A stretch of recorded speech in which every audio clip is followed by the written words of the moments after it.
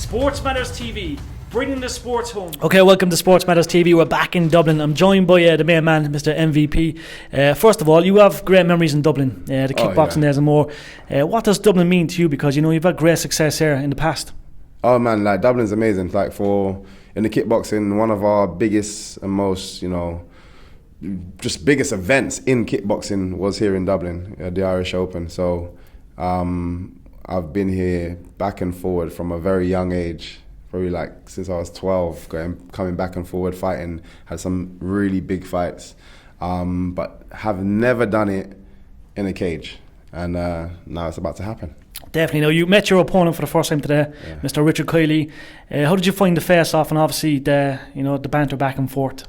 He's funny, man. I have to say he's very funny. I don't always catch what he says because he speaks very fast, but he's funny. But I just don't take it. I just don't take him seriously in terms of his ability. There's nothing he's going to be able to do or train to change what I've seen him do in a cage between now and when we fight. Definitely. Now, speaking of your last fight, I don't like to bring up losses, but I was shocked. Yeah. If you were to fight Douglas again, you think you'd obviously put it right? Yeah, you know what? I genuinely believe I can. Everyone's going to say yes, but I feel like I was the more dominant in that fight up until that point. I even managed to rock him just before I got caught. So for me, it was just stupid decision making in that moment.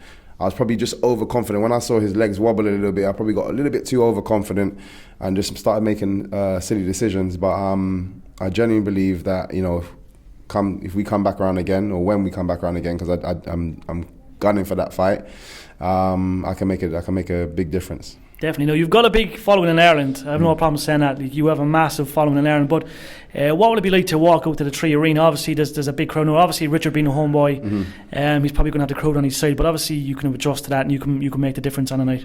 Yeah, I know, 100%. I'm coming to just steal that respect. So if I ever get a chance to come back here again, I think home person or not, the crowd's going to be right behind me. Definitely. Will we see you back in the boxing ring maybe anytime soon? Anything planned? There's a lot of politics in boxing. I would love to. I would have been, if it was my choice, I'd be fighting a lot more regularly. Already, I wouldn't have stopped. I would have kept that going. There's a lot of politics in it. Having to just get over a couple of things, back office side.